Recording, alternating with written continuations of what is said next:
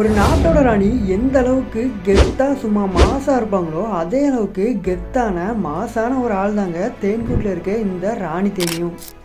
பேருக்கு ஏற்ற மாதிரியே தேன்கூட்டில் இருக்க மொத்த தேனீக்களுக்கும் ராணியாக இருக்கிறது இந்த ராணி தேனி தான். அப்போ ராணினாலே கண்டிப்பாக ஸ்பெஷலாக தானே இருக்கணுன்றதுக்கு ஏற்ற மாதிரியே இந்த ராணி தேனி சாப்பிட்ற சாப்பாட்டிலேருந்து செய்யக்கூடிய வேலை வரைக்கும் எல்லாமே ஸ்பெஷல் தான். ஒரு தேன்கூட்டில் ஆயிரக்கணக்கில் தேனீக்கள் இருந்தாலும் இந்த ராணி தேனிக்கு மட்டுமே கிடைக்கக்கூடிய ராயல் ஜெல்லின்ற ஒரு ஸ்பெஷலான உணவு மட்டும்தான் அந்த ராணி தேனி சாப்பிடுது. இதனாலேயே மற்ற தேனீக்கள் 60 to 90 நாள் உயிர் வாழ்ந்துச்சுன்னா இந்த ராணி தேனி மட்டும் 3 to 4 வருஷம் உயிர் வாழக்கூடிய தன்மை கொண்டுதான் இருக்குது. அப்புறம் இந்த ராணி தேனியோட ரொம்ப ரொம்ப முக்கியமான ஒரே ஒரு வேலை முட்டை போடுறது மட்டும்தான்.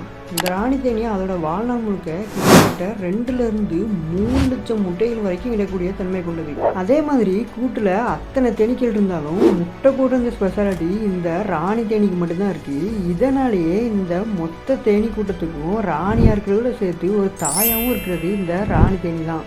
எல்லாம் சரி, தேன்கூட்டில் ராணி தேனின்னு ஒன்று இருந்தால் ராஜா தேனின்னு ஒன்று கண்டிப்பாக இருக்கணும்ல. அதுக்கு ஏற்ற மாதிரியே தேன்கூட்டில் ராஜா தேனியும் இருக்க தாங்க செய்யுது. அந்த ராஜா தேனியை பற்றி அடுத்த வீடியோவில் பார்க்கலாம். இந்த வீடியோவில் சொல்லியிருக்க ராணி தேனி உண்மையாகவே கிரேட்டுன்னு நீங்கள் நினச்சிங்கன்னா இந்த வீடியோவுக்கு ஒரு லைக்கை போட்டு விட்ருங்க.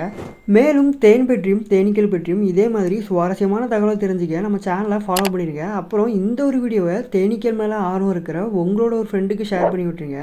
நெக்ஸ்ட் வீடியோவில் நாளைக்கு பார்க்கலாம்.